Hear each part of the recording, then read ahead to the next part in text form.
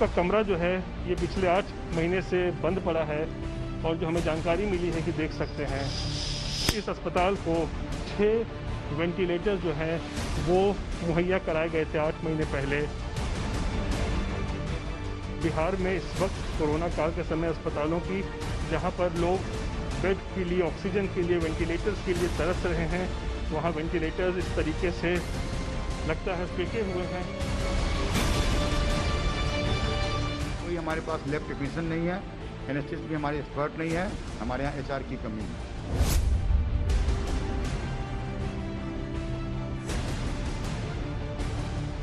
अभी ये बिल्कुल सील बंद है, पैक्ड है, इसका इस्तेमाल अभी नहीं हो पा रहा है।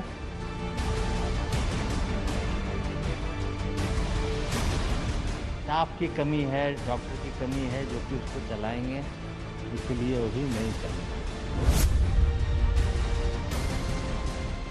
मरीजों की जिंदगी में सांसों की उम्मीदों पर ताला बंद करने वाली वजहों को आपके सामने लाने पहुंचा है आज तक।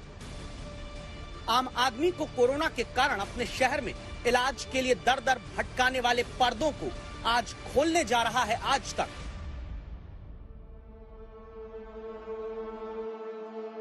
और आपको दिखाकर ये हम बिहार के स्वास्थ्य मंत्री और पूरी सरकार के साथ स्वास्थ्य प्रबंधन के हर अधिकारी को पूछना चाहते हैं कि 6 महीने से लेकर 8 महीने बाद भी जो वेंटिलेटर आम लोगों को जिंदगी की सांस दे सकते थे, वो धूल क्यों फांक रहे हैं? क्यों वेंटिलेटर 8-8 महीने बाद भी पॉलीथीन सजाकर जस के तस पड़े हैं? जिसके लिए पहले चलते हैं बिहार की राजधानी पटना से 6 घंटे की दूरी पर मौजूद अररिया के सरकारी सदर अस्पताल में, जहां आज तक संवाददाता रोहित सिंह पहुंचते हैं। तो सरकारी अस्पताल के 76 नंबर कमरे में बंद ताला चौंकाता है। रोहित सिंह कर्मचारी को बुलवाकर इस कमरे को खुलवाते हैं तो सरकारी अस्पतालों में इलाज के नाम पर क्रूरता की कहानी सामने आती है। बहुत ध्यान से इस कमरे से आई रिपोर्ट को देखिएगा, क्योंकि 1, 2, 3, ये 4, ये 5वां और ये 6ठा, जी हां, जो 6 वेंटिलेटर कोरोना के सबसे बड़े संकट काल में जिंदगी आम गरीब आदमी को दे सकते थे, वो वेंटिलेटर क्या इस्तेमाल हुए होंगे? जहां वेंटिलेटर के साथ के बेड की पॉलीथीन भी आज तक स्वास्थ्य विभाग और अधिकारी नहीं उतरवा पाए हैं। कोरोना काल में देश भर में संसाधनों की भारी किल्लत देखी जा रही है, मगर ऐसे वक्त में अगर संसाधनों की बर्बादी हो तो किसी का भी दिल दुख सकता है, विचलित हो सकता है। तस्वीरें हम लगातार बिहार के अस्पतालों की दिखा रहे हैं जहां पर संसाधनों की बर्बादी साफ तौर पर देखी जा रही है। और इसी क्रम में इस वक्त हम अररिया जिले में मौजूद हैं, सदर अस्पताल में इस वक्त हम हैं और आपको हम दिखा रहे हैं किस तरीके से यहाँ पर आईसीयू कमरे में जो है वेंटिलेटर्स की क्या स्थिति है। देखिए, मैं आपको तस्वीरें दिखा रहा हूँ। इस आईसीयू का कमरा जो है ये पिछले 8 महीने से बंद पड़ा है और जो हमें जानकारी मिली है कि देख सकते हैं इस अस्पताल को 6 वेंटिलेटर्स जो हैं वो मुहैया कराए गए थे 8 महीने पहले, मगर 6 के 6 वेंटिलेटर्स जो हैं इस वक्त कार्यरत नहीं है, इनका इस्तेमाल तक शुरू नहीं हुआ है। वेंटिलेटर यानी वो मशीन जो मरीजों के फेफड़े तक ऑक्सीजन पहुंचाकर उनकी जीवन रक्षा करती है। वो मशीन जो पीएम केयर्स फंड यानी prime ministers citizen assistance and relief in emergency situation fund के तहत पहुंचाई गई। वो मशीन जिसको पाने के लिए बड़े शहरों में लोग अपना घर तक बेचकर इलाज प्राइवेट अस्पताल में कराने को तैयार है। वही लाइफ सेविंग मशीन महीनों से आकर अररिया के सरकारी अस्पताल में धूल फांक रही है। इधर की तस्वीरें आपको हम दिखाते हैं, इधर भी देखिए किस तरीके से तमाम वेंटिलेटर्स जो हैं ये पीएम केयर फंड्स के तरफ से जो है वो बिहार सरकार को उपलब्ध कराया गया था। 8 महीने पहले ये तमाम ज़िलों में भी दिया गया, लेकिन इसके बावजूद भी टेक्नीशियंस की कमी के कारण, नर्स की कमी के कारण, डॉक्टर्स की कमी के कारण जो है ये तमाम वेंटिलेटर्स जो हैं वो इस्तेमाल में नहीं आए। बिहार में जो भी दावा करता है कि स्वास्थ्य सुविधा जन जन तक पहुंचाने में प्राण झोंक दिए हैं सिस्टम ने, उसे अब ये तस्वीर देखकर शर्म से डूबना चाहिए, क्योंकि वेंटिलेटर तो शौचालय के पास तक पड़े हुए हैं बिना इस्तेमाल किए हुए। शौचालय के पास आप देख सकते हैं, इसको एक तरीके से यहाँ पे रखा गया है। तो हालात कितने गंभीर हैं बिहार में इस वक्त कोरोना काल के समय अस्पतालों की, जहाँ पर लोग बेड के लिए, ऑक्सीजन के लिए, वेंटिलेटर्स के लिए तरस रहे हैं।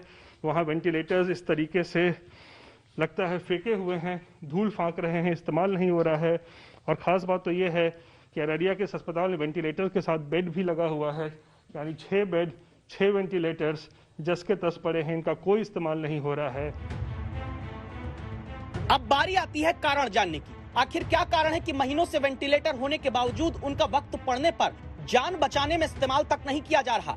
आज तक संवाददाता Rohit Singh civil surgeon doctor MP Gupta से पूछने पहुंचे। वेंटिलेटर यहाँ पर लगा दी है, बेड भी लगा दिए हैं, ICU भी खोल दिया हूँ, लेकिन क्रियाशील अभी नहीं कर पाया हूँ, क्योंकि इसमें कोई हमारे पास लैब टेक्नीशियन नहीं है, एनेस्थिस्ट भी हमारे एक्सपर्ट नहीं है, हमारे यहाँ HR की कमी है।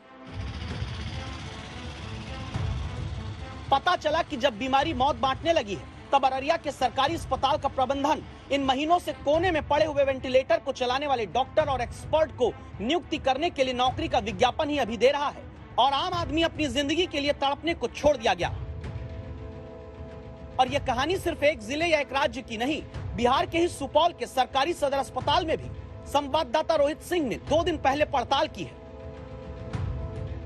बाहर से शीशे की तरह चमचमाती इमारत देखकर चौंकिएगा नहीं, क्योंकि उन सरकारी दावों को आईना दिखाने वाला है यह अस्पताल, जो दावा करते हैं कि बिहार में सब कुछ कंट्रोल है। सुपौल के सरकारी अस्पताल में भी अररिया जैसा हाल दिखता है, जहां जिंदगी की उम्मीदों पर ताला बंद करके महीनों से रखा गया है और वेंटिलेटर अंदर बिना इस्तेमाल के कूड़ा किए जा रहे हैं। के बाहर मौजूद है, जहां पर हमें बताया गया है कि 6 वेंटिलेटर्स जो सरकार ने मुहैया कराए हैं वो यहाँ पर रखे हुए हैं। और आप तस्वीरें देखिए, यहाँ पर आप देख सकते हैं बिल्कुल नए वेंटिलेटर्स हैं। यहाँ पर PM केयर फंड के ज़रिए जो है आप देखिए यहाँ पर ये उपलब्ध कराया गया है बिहार सरकार को, और फिर सभी ज़िलों में जो है इसको मुहैया कराया गया है। लेकिन फ़िलहाल अभी ये बिल्कुल सील बंद है, पैक्ड है, इसका इस्तेमाल अभी नहीं हो पा रहा है।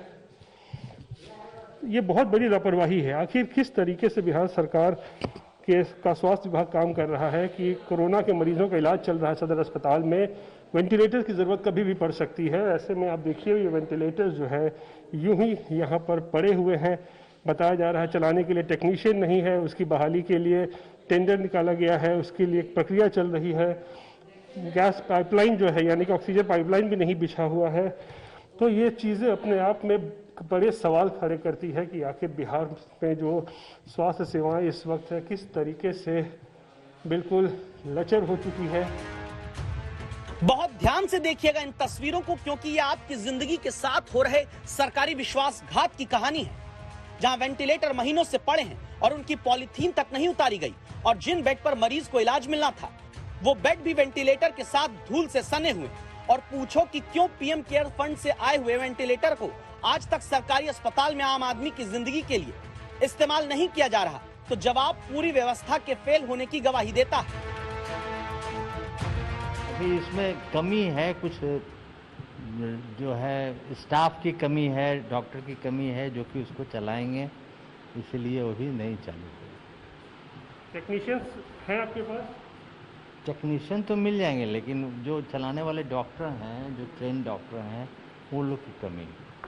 कितने डॉक्टर्स की कमी है इसको चलाने के लिए? आप जितने हैं उसके अनुसार कम से कम जो भी आ जाए। कितने की जरूरत है बता दीजिए। कितना का जरूरत हो सकता है? 1-2, कम से कम 2 चाहिए। यानी कोरोना संकट के पूरे 1 साल बाद भी सिर्फ मास्क, सैनिटाइजर और सफाई का ज्ञान जनता को सरकारों ने दिया, वेंटिलेटर खरीदे बांटे, लेकिन ये नहीं सोचा गया कि जब कोरोना मौत का नाम बनकर सांसें खींचने लगेगा तो इन वेंटिलेटर को चलाने के लिए एक्सपर्ट स्टाफ और डॉक्टर्स की भी भर्ती करनी जरूरी होगी। हर शहर अस्पतालों में बदहाली की कहानी एक जैसी है। अस्पतालों में संसाधनों की बर्बादी साफ तौर पे देखी जा रही है, और कोरोना काल में संसाधनों की बर्बादी किसी अपराध से कम नहीं है। कैमरा पर्सन आनंद कुमार और अमरेंद्र कुमार सिंह के साथ रोहित सिंह, अररिया, आज तक।